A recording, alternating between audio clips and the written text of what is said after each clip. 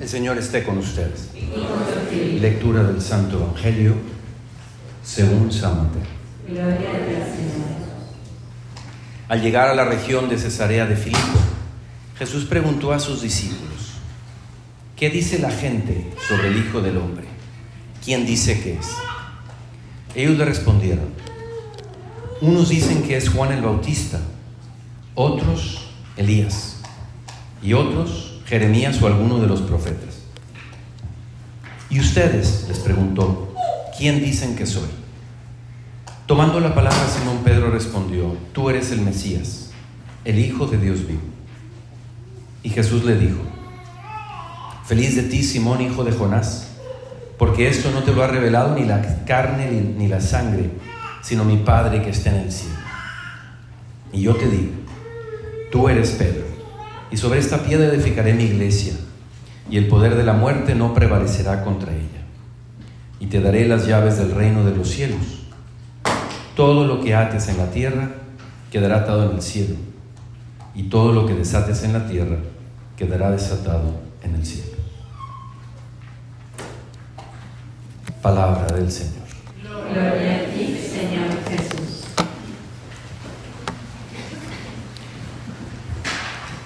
Hoy, como decía al inicio, la Iglesia nos presenta a dos modelos, quizá los dos modelos de apóstol. Quien ha ido a Roma, se acuerda que entrando a San Pedro está del lado derecho San Pedro y del lado izquierdo San Pablo, uno con la iglesia y el otro con la Biblia en sus manos. Y luego alguno de ustedes ha ido a la iglesia San Pietro in Vincoli en Roma, ¿o no? Nadie. Una iglesia más chiquita, subida en una colina, y ahí están las cadenas que la tradición dice que eran las cadenas que escuchamos en la segunda lectura, de la que le libró el ángel a Pedro. Estos apóstoles pues son, digamos que los principales pilares de la iglesia, y sin embargo eran bien distintos. El libro de los Hechos de los Apóstoles, la primera mitad hasta el capítulo 8 habla sobre Pedro, aunque se centra en Pedro, y luego del 9 hasta el final es Pablo. Pedro y Pablo, los dos, construyeron a la iglesia, vivieron en el mismo tiempo, se conocieron, uno por ser discípulo, otro por ser deslumbrado por la verdad y caerse del caballo, como decimos. Y en ese ser muy distintos, aunque son los pilares y los celebramos juntos, no se llevaron muy bien ellos. De hecho, Pedro escoltó a Pablo a los confines de Jerusalén y le dijo: vete allá a evangelizar en otra parte. Y dice los Hechos de los Apóstoles que reinó la paz en Jerusalén. Ha de haber sido un testarudo de mucha categoría Pablo, y sin embargo es el gran San Pablo. Uno representa la iglesia jerárquica y el otro la iglesia carismática, el que va, y aunque los dos salieron y fueron a diferentes partes, pero construyeron la iglesia de Roma, y luego Pedro pues fue el primer papa y se quedó en Roma y ahí dio la vida por el Señor. Ya sabemos que los dos fueron mártires, por eso el Padre está celebrando de rojo y no de verde. Y uno representa la iglesia, digamos, estructural, Pedro, y el otro la iglesia carismática, el que va a los gentiles y el que le habla a los que son judíos para seguirlos convirtiendo. Y lo que sí no cabe duda es que hay una cosa en la que los dos coinciden y está escrita por todas las lecturas del de hoy, y es la cruz en la vida de ambos. A Pedro, pues, imagínense la escena de alguien que se le ha dado la tarea de apacentar a las ovejas. Tenía la noción clarísima de que se le ponía como el pilar, como la roca, lo que acabamos de escuchar, de confirmar a sus hermanos en la fe. Y unos días antes habían matado a Santiago, y ahora estoy yo aquí en medio de estas cuatro paredes y no voy a poder hacer la labor que me dejó el Señor. Me imagino la noche oscura que habrá pasado Pedro ahí, escondido, encerrado entre esas cuatro paredes, rogándole a Dios, pues, luz, que es lo que siempre hacemos en los momentos de oscuridad, ¿no? ¿Cómo le voy a hacer para hacer aquello que me han encomendado? Y además, en el caso de él, seguramente que ya le había cogido cariño a la labor que tenía. Entonces era pues una labor también que él sentía muy suya. Tengo que hacer esto, tengo que ser el pilar y la roca. Y Pablo, bueno, pues él en muchos textos dice que fue perseguido y que navegó un montón de veces, que lo azotaron